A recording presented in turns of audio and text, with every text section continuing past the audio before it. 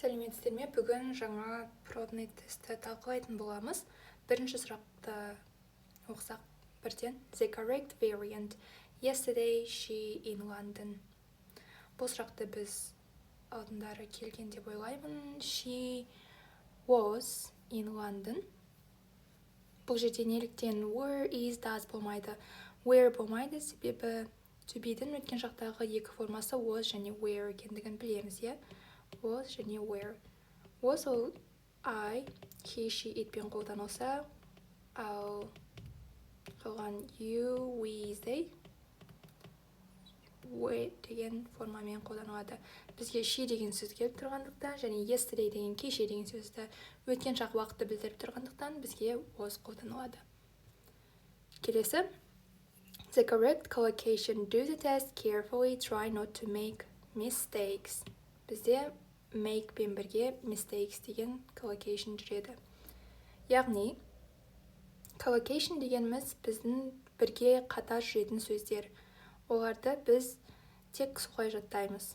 Олар тек солай айтылады. Басқа сөздер келуі мүмкін емес. Келсе де басқа мағына береді, немесе табиғи естілмейді. Сондықтан collocationдарды жаттап қана ала аламыз. Бізге make пен mistakes келеді. Make sure де болады, make friends, make suggestion, барлығы негізінде дұрыс. Бірақ мағына жағынан басқаша. Бізде контекстке қарасақ, сөйлемге do the test carefully, тестті мұқият орында деп тұр. Ал мұқият орында try not to make, тырыс жасамауға дейді. Нені жасамауға? Қате жасамауға. Демек, қате деген бізге вариант сәйкес келеді. Қалған make suggestion, ұсыныс жасау, make sure, көзін жеткізу, make friends, дос табу деген сияқты мүлдем сәйкес келмейтін тіркестер шығады. Келесі сұрақ. Collocation to make. Make'ке келетін сөз. Make the bed, make the bed, make a phone call, make do your best, do shopping. Бұл жерде біз make a phone call, яғни хабарласу деген collocation'ды тыңдаймыз. Келесі. Дұрыс collocation. Make you got the keys before you get out. Көзінді жеткіз дегенді білетін едік, make sure деген. Көзінді жеткіз, сенде кілт бар. Before you get out. Шықпастан алдын. Келесі. Синоним rapidly. Rapidly деген жылдам деген сөз. Дәл сондай мағынаны білдіретін бізде quickly, жылдам. Gently деген ақырындап, мәпелеп, slowly, баяу, rarely, сирек. Келесі. The correct first conditional. Біз first conditionalды білеміз, иә? Ол жерде if бөлігінде бізде present simple'да етістігіміз қолданылса, ал негізгі басыңқы бөлігінде сөйлемнің бізде future simple қолданылатын. Олай болса, сөйлемдерге қарайық. The festival fun run would go ahead unless it was raining. Мұнда бізде if сөзі жоқ. Қарап тұрсаңыздар, ол жерде unless деген сөз тұр. Яғни it сөзін біз unless деген сөзбен де кейде айтуға болады. Бұның мағынасы if not деген сөз. Егер емес деп айтудың орнына unless деп айтуға болады. Сонда бізде unless it was raining, ол жердегі сөйлеміміз бізде past continuous'те тұр, мүлдем ол болмайды. Б сөйлеміде it was деген келмейді. С варианты unless it is raining. Жарайды, ол present осы шақтың формасында тұр делік, present continuous болса да. Ал енді негізгі бөлігіне қарайық. The festival fun run go ahead. Go ahead деген бізде future simple'да тұрған жоқ. Future simple'дің формасы ол will мен келеді. Ал біз will деген сөзді көріп тұрғанымыз жоқ. Ол жерде present simple мен келіп тұр жай ғана. Сондықтан the вариантына көшсек, the festival fun run will go ahead. Future simple'да тұр негізгі сөйлеміміз. If бөлігі unless it's raining, present, яғни осы шақ формада тұр. Демек, the варианты. Келесі. The correct modal verb. Дұрыс, модальды етістік. I haven't decided yet, but I I will go to the gym, I might go to the gym. Бізде бұл I might go to the gym. Себебі I need дегенмен бізге маған тренажерный залға бару керек деген сөйлем шығады. I need to go to the gym. Have тағы да to деген частицасы қалып кетіп тұр екен бұл жерде. I have to go to the gym. Маған тренажерный залға бару керек. I will go to the gym. Мен тренажерный залға барамын. I might go to the gym. Мен тренажерный залға баруы мүмкін. Ал біздің контекст бойынша I haven't decided yet. Мен әлі шешім қабылдаған жоқпын. Егер біз шешім қабылдасақ, онда will мен айтуға болатын еді. Мен барамын деп, иә. Біз шешім қабылдаған жоқпыз әлі, демек баруы мүмкін. The варианты. The correct conjunction. Conjunction бізде сөйлемде сөздерді, құрмалас сөйлемдерде жай сөйлемдерді бір-біріне байланыстыратын сөз. Сонымен, Раушан is a writer. Her brother is a famous pianist. Бізде бұл жерде whereas деген келеді.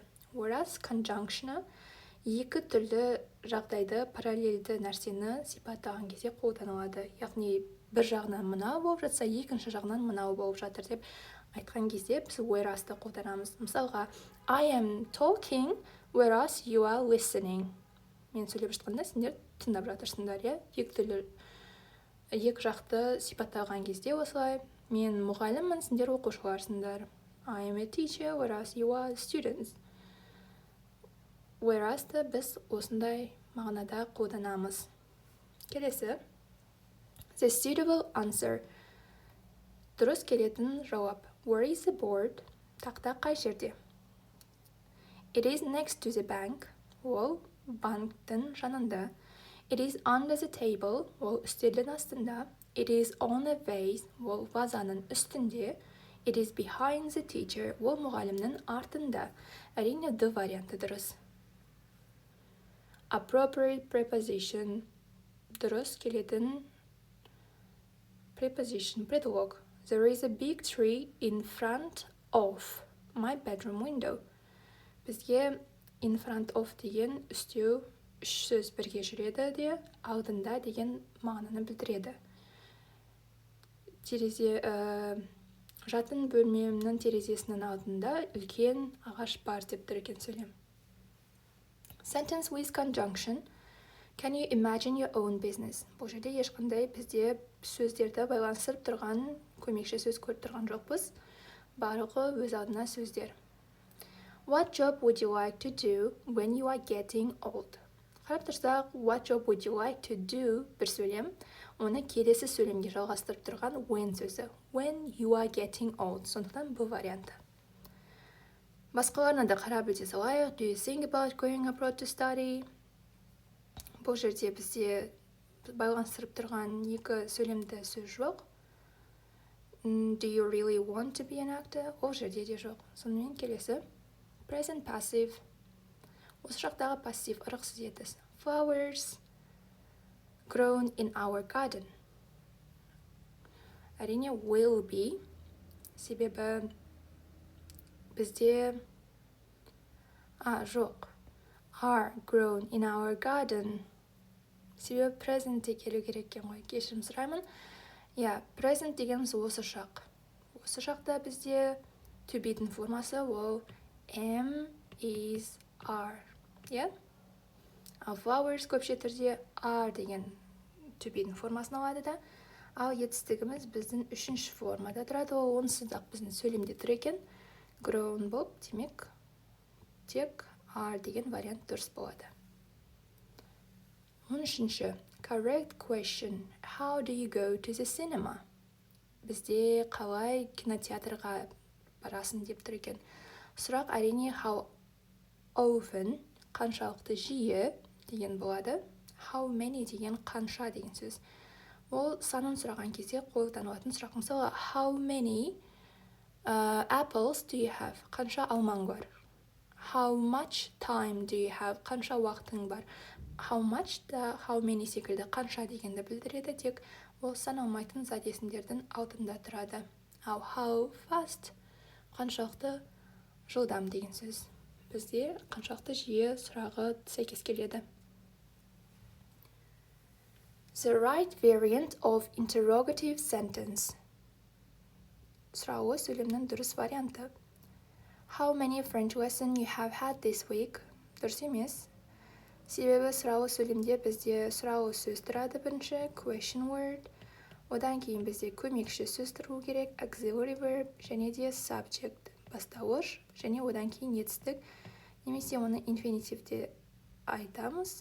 Сондай инфинитив осы ретпен келу керек. Бізде how many сұраулы сөз тұр, French lesson. Дұрыс емес, себебі how many-дан кейін саналатын зат есім келсе, ол көпше түрде тұру керек. How many French lessons? Есі болу керек. Lesson дегенде сабақтар деп көптік түрде. Do you have болу керек сұраулы сөйлемде. Do деген көмекші етістік жоқ. You-дің алдында, демек ол қате. How long did you study French? Бұл жерде бізге дұрыс сөйлем табу керек. Бұл дұрыс болғанмен бізде study деген етістік дұрыс емес. Себебі біздің көмекші етістігіміз did болса, оның етістігі study болса, бізде studyға ed жалғамаймыз, себебі ол ed did көмекші етістікке жалғанып тұр. Сондықтан да мұнда біз infinitive деп айтамыз, етістік емес. Сондықтан бұл варианты да жарамайды. How often you have got your French lessons? Бұл жерде бізде how often деген сұраулы сөзден кейін көмекші етістік жоқ. You-дің алдында, демек ол да қате. The варианты how long have you been studying French? Бұл енді дұрыс. Себебі how long бізде сұраулы сөз, have деген бізде көмекші етістік, present perfect-ін, you деген subject, been studying деген жаңағы present perfect-тегі етістіктердің қалған бөлігі көмекші етістіктен бөлек. Сондықтан the варианты. Next, present simple for laws of nature. Present simple жалпы бізде көп деген қолданыстағы түрлері бар. Соның ішінде табиғат заңдылығын айтқан кезде қолданамыз present simple-ды. Сондай қолданысын көрсетіп тұр екен. Families relax on Fridays. Отбасылар жұма күні тынығады, рахаттанады. Бізде әрине ол табиғат заңы емес. People go skiing on winter holidays. Адамдар қыс демалысында шаңғы тепуге барады екен, бірақ ол да табиғаттың заңы емес. Autumns are warm in our village. Күздер біздің ауылда жылы. Бұл да табиғаттың заңдылығы деп ойламаймын, бірақ water boils at 100 degrees. Су 100 градусте қайнайды деген бізде дұрыс. Ол табиғаттың заңдылығы сондай. Сондықтан the варианты. С варианты неліктен дұрыс емес деп айтсақ, мысалға are warm in our village. Может быть, из-за того, что warm жылы, ол біреуге жылы, біреуге салқын болуы мүмкін. Табиғаттың заңдылығы емес қой. Ал бізде the варианты ол нақты табиғи заңдылық. Келесі, impersonal passive construction. Impersonal passive construction. He is said to have lost all his money. She is said to have lost all her money. It is expected that he will win the contest. He is expected to win the contest. Мұнда қателік кеткен деп ойлаймын, себебі барлығы бізде impersonal passive construction. Себебі impersonal passive constructionның екі түрі ғана бар. Ол біріншісі itпен айтылады. It және пассивте келеді. Қарап тұрғаныңыздай с вариантында it is expected, it деген сөз келіп тұр. It is expected деген passive voice та келіп тұр. Және де that деген сөзбен келесі сөйлем келеді. Оны clause деп айтамыз. Сөйлемнің ішіндегі жай сөйлемді clause деп айтамыз. He will win the contest деген. Ол дұрыс болып тұр. Ал қалғандары да дұрыс. Неліктен? Себебі бізге subject келеді. Ол subject бізде noun немесе pronoun болуы мүмкін. Бұл жерде pronoun қолданып тұр. He, she деп. Және де present, past, perfect, passive болу керек. Passive ол бізде is said, is expected, бізде passive форма келіп тұр. және де бізде to деген частицамен етістік келеді. To have was, to win. Сондықтан да бізде барлығы дұрыс, бірақ та арасында с варианты ғана ерекше болып тұр. Қалған үшеуі ұқсас. Сондықтан с вариантын дұрыс деп белгілейік. Келесі. The question for size. Размерге қатысты сұрақ. How far? Қаншалықты алыс? How old? Қанша жаста? How many? Қанша? How deep? Қаншалықты терең? How many қанша ол количествосын білдіреді, quantity. How old? Just old. How far? Алыс. Distance. How deep? Мүмкін how deep келеді. Қаншалықты терең? Размерін мүмкін сұрап. Келесі. The correct construction. It was such nice weather that we spent the whole day on the beach. Such және that дегенді қолданып тұрмын. Себебі бізде сондай construction, яғни құрылымы бар сөйлемнің грамматикада. Such сондай, жақсы. That, что біз былай істедік деген мағынада. Қалғандары келмейді. It was so nice weather. Such we spent келмейді. It was too nice weather. Such we spent. Сондай біз өткіздік деп айта алмаймыз. Enough деген so дегенде so мүмкін келуі мүмкін. So we spent the whole day on the beach деп иә. Сондықтан біз бүкіл күнді жағажайда өткіздік. Бірақ enough деген бізде келсе, ол сінесінен кейін келу керек. It was nice enough. Enough nice деген болмайды. Enough'ты алдына қоясыз егер тек зат есімнің. Enough water. Я мысалға жеткілікті су. Тағы солай. A question with a suitable modal verb for offering help. Is it okay if I help you with your project completion? Бізде модальды етістік керек бұл жерде. Көмек ұсынуға. Көмек ұсынған кезде біз негізінде shall деген модальды етістікті қолданамыз. Shall I help you? Біреуге көмек ұсынған кезде shall айтылады. Жалпы ұсыныс жасаған кезде shall модальды етістігі қолданылады. Ол тек I және we есімдіктермен қолданылады. Тағы да айта кетейін. Қалғандары бізде have to, тура келу, must, міндетті, need, қажет. Бұл модальды етістіктер келмейді. Irregular plural noun. Дұрыс емес, көптік зат есім. Бізде ол dear. Себебі peer деген сізбен жасты адамды peer деп айтады. Ал оның көптік формасы peers, s-ті қолдануға болады. Ол дұрыс зат есім, көптік зат есім. Fear деген қорқыныш, оның көптік формасы жоқ. Сондықтан оған s жалғанбайды және көптік формаға айналады алмайды. Dear бізде бұғы. Бұғының көпше түрі dear. Ал seed тұқым, өсімдік тұқымы. Seed көпше түрі seeds, s жалғауға болады, ол дұрыс деген сөз. Correct variant. If only I harder for my entrance exam. If only I had studied harder. Яғни if only дегенді біз қолданамыз өкінішті білдірген кезде, өткен шаққа өкінішімізді білдірген кезде. Сол себепті біз past perfect қолданамыз. Ондай жағдайда себебі өткен шақ туралы айтып жатырмыз. Егер тек мен осылай істегенімде ғой, if I had studied harder for my entrance exam. Қалғандары келмейді. Have studied present perfect, has been studied мүлдем келмейді. I mean have деген көмекші етістік қолданылады. Had been studied де дұрыс емес, себебі past perfect continuous болатын болса, ол had been studying, яғни ing соңғы етістікке жалғануы керек.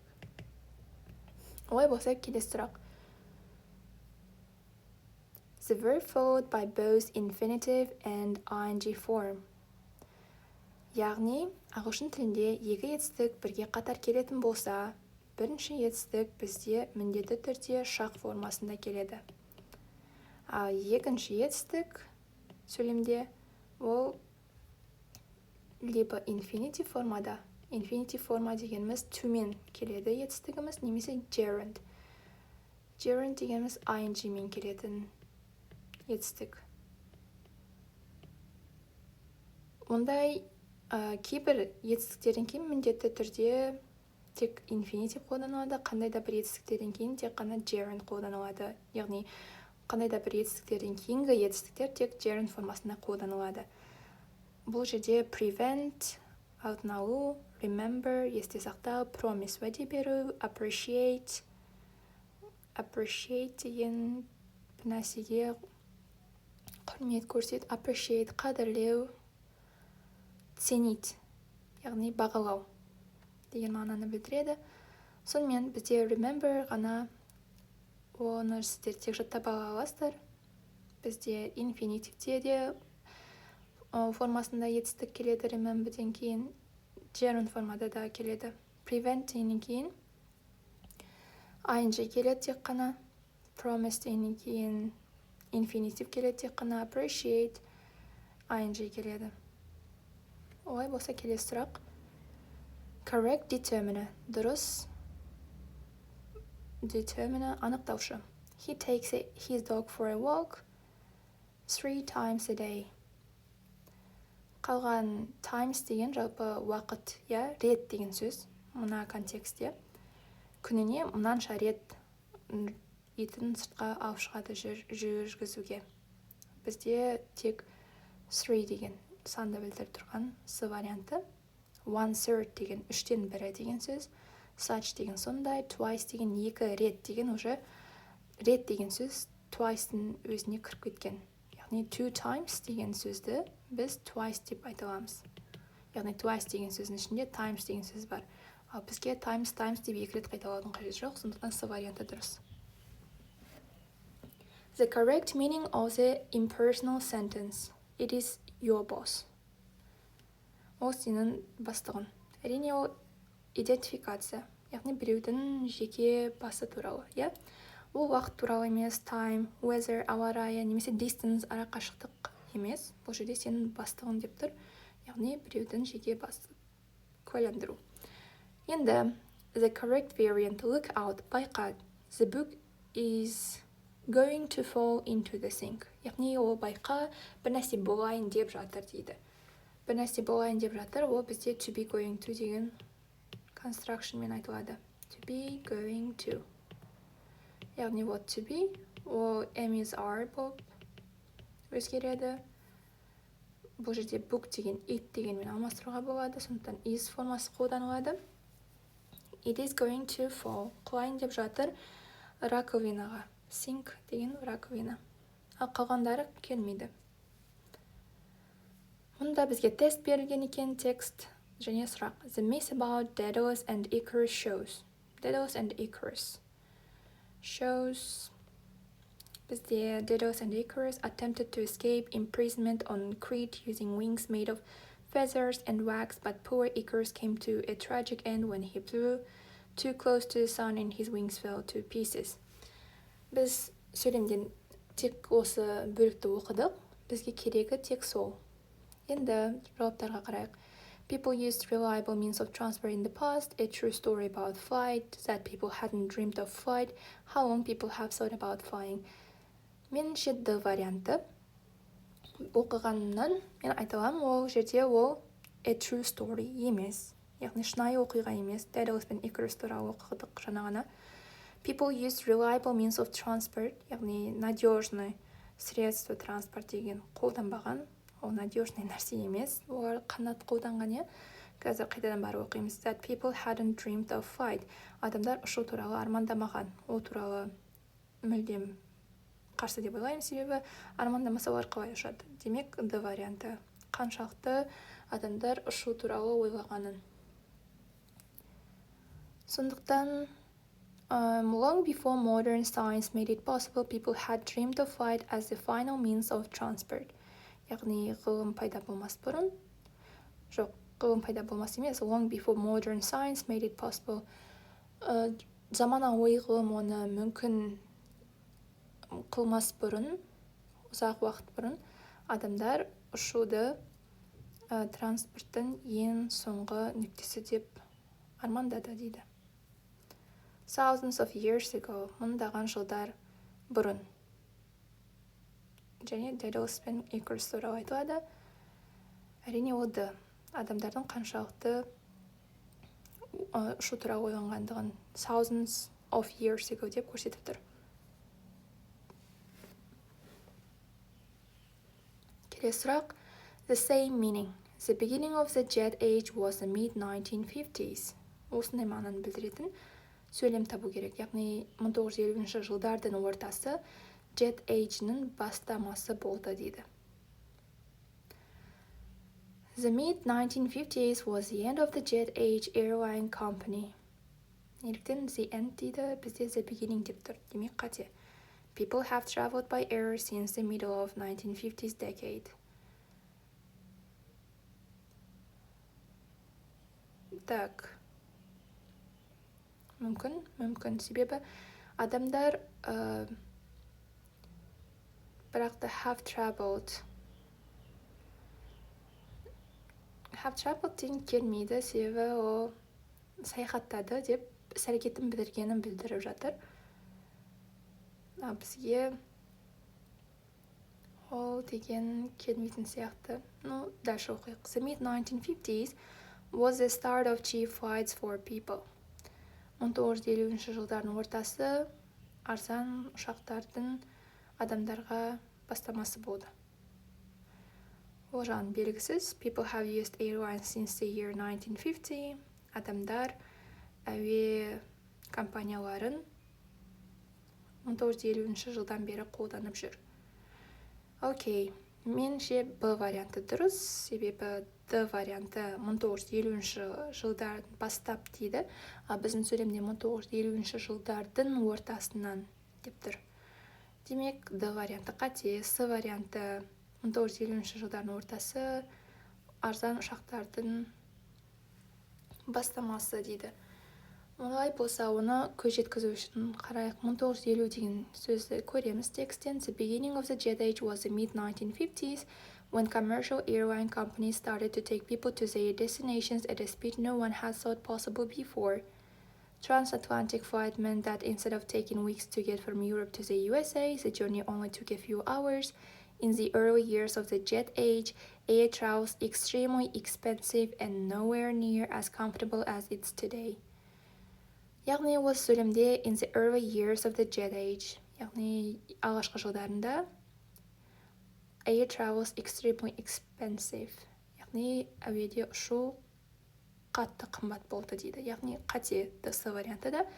Б варианты конструкциясы жағынан қате болса да, мағынасы жағынан дұрыс келіп тұрғандықтан В варианты дұрыс. Келесі. At the start of jet ages. Яғни jet ages-тің бастапқы кезінде people traveled at a speed that nobody had imagined. People flew in jumbo jets. It took a few hours to get from Europe to the USA. Expensive air travel became available to the people. С варианты дұрыс, себебі жаңағына оқыған кезде біз оқыдық ол жерден, мысалы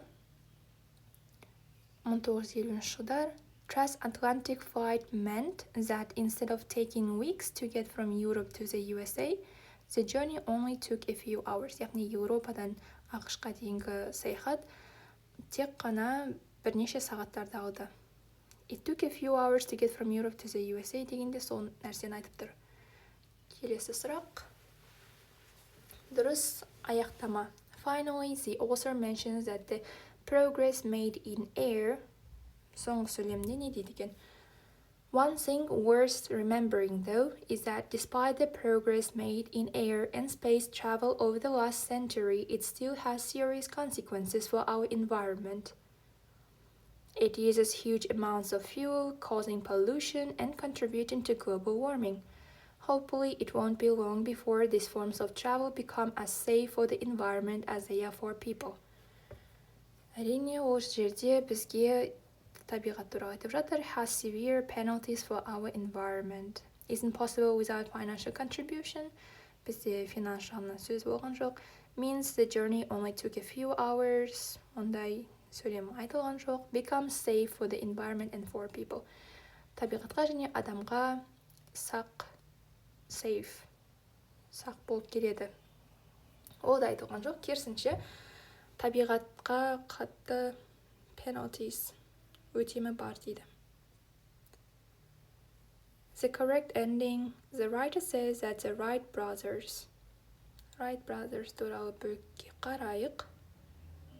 Бізде Wright brothers онда жазылған екен. The pioneers of modern aviation history were the Wright brothers of the USA, who made the first successful powered and piloted flight in 1903. Okay, whatever hopes they had for their new invention, it is doubtful that they could have imagined how advanced the science of flying would become. Енді сөйлемдерге қарасақ, didn't realize to what extent flying would develop. Бұл варианты келеді. Didn't know how to make advanced planes. Бізде ол туралы сөйлем қолданылған жоқ. Weren't the first people to become pilots. Алғашқы пилоттар болған жоқ дейді, бірақ бізде first pilots деп айтылды ғой. Completely failed making piloted flights, бірақ ол жерде failed емес, succeeded деп жазылған. Бірақ didn't realize to what extent flying would develop. Егер сөйлемге қарасақ, whatever hopes they had for their new invention, it is doubtful that they could have imagined how advanced the science of flying would become. Дәл осы сөйлемде ол күмәнді, олар елестете алды қаншалықты дамыған ұшу ғылымы болатынын. Мен сөз аудардым. Сол мағынада А варианты дұрыс келіп тұр. Didn't realize. Ол кезде білмеді қаншалықты ұшудың дамитындығын. Олай болатын болса, 31-ші. The weather will be nice tomorrow, we'll go to the mountains.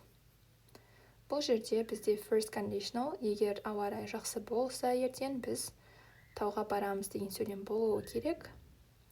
Ол сөйлем бізде соңғы сөйлем. If the weather is nice. Яғни present simple'да келіп тұр is nice деп. Себебі біз if-тан кейін will деген сөзді қолдана алмаймыз. Ал келер шақта білдіретін бізде ол present continuous, present simple қолданылады. Сонда да if-тан кейін болашақтағы іс-әрекеттерге және негізгі тестігіміз futureмен келеді. Б варианты. The weather is terrible, so we won't go out.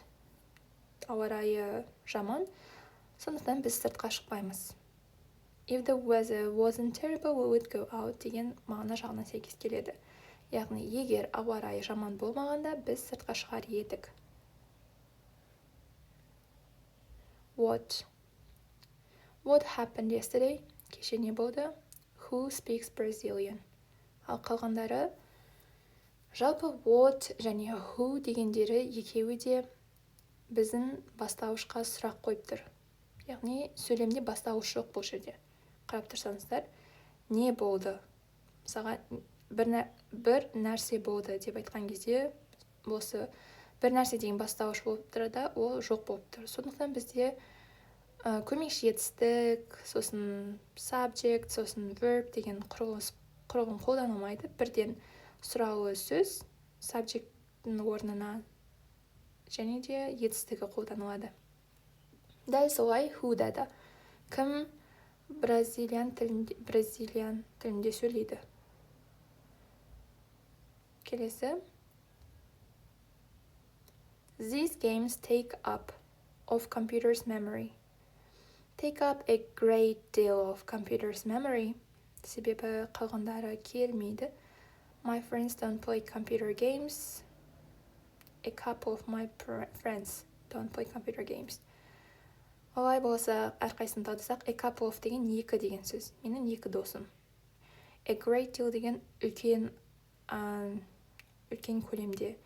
Every deal деген әрбір іс мүлдем контекстке сәйкес емес. Each couple, әрбір жұп. Ол да сәйкес келмейді. Do you want me to go to the theater with you?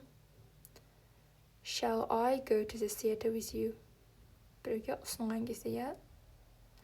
The students were allowed to use calculators during the test. The students could use calculators. Яғни қолдана алды, рұқсат, мүмкіндік. Ask a question. Сұра.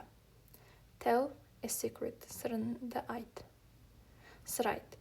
Ал a sorry деген кешірім, сұрау. Сұрау дегенде кешірдеу. Say a sorry. Say a few words. Бірнеше сөз айт. Қалғандар келмейді. The correct variance. Did the guests stay? Where did the guests stay? Қонақтар қайда қалды? How long did the guests stay? Қонақтар қаншалықты ұзаққа қалды? Why did the guests stay? Неліктен қонақтар қалды? Ал қалған сөздер whose кімнің, which қайсы, are көмекші етістік, бұлар келмейді. He had phoned me. If only he had phoned me. Ол хабарласқанда ғой. Only if he had phoned me. Only if only мағынасы бір. Ал unless, when, after, as олар келмейді. Say it is never late to learn. They say it's never late to learn. People say it's never late to learn. Қалған it's, there, no one дегендер келмейді. Себебі етістік бізде say. Яғни оның алдында көптік формадағы есімдік немесе сөз болу керек. Ол they және people. I advise you to visit a doctor. Біреуге кеңес берген кезде біз should бен айтамыз, иә? You should visit a doctor. You ought to visit a doctor. Ought to ол моральная obligation. You would visit a doctor. You could visit a doctor. Негізінде you could, you would дегендер оларда ұсыныс. Яғни выбор беріп тұр. Сен докторға көрінсең болар еді деген сияқты. Алайда давайте тек осы should және ought to-ды берейік. Кейін тексереміз. I phoned the cinema and I've reserved 2 tickets for the film tonight. Can you pick them up on your way home from work? From Karen to Steve. Яғни Karen жазған екен мұна тексті Стивке. Себебі to деген кімге, from деген кімнен деген сөз. According to the note above, берген нотқа байланысты, Steve phoned the cinema to reserve tickets. Бірақ Steve ештеңе, біз Steve'дің не жасағанын білмейміз, себебі Steve'дің сөздері емес бұл. Сондықтан дұрыс емес. Karen asks Steve to do her a favor. Яғни Karen Steve'ден сұрап жатыр бір нәрсе жасауын оған. Әрине, ол одан сұрап жатыр билеттерді алып келуіне. Karen wants Steve to pick up the tickets. Дұрыс. Karen оны айтады сөйлемде can you pick them up деп. Steve asks Karen to pick up the tickets. О, Steve емес, Karen'нікі. Karen has reserved 2 tickets for the cinema. Я ол айтады I've reserved 2 tickets for the film деп. Сондықтан дұрыс. Karen wants Steve to reserve 2 tickets for the film. Ол уже резерв жасап қойды, демек дұрыс емес. Олай болса, біз 40 сұрақты бітірдік. Енді біз тексерейік жауабын.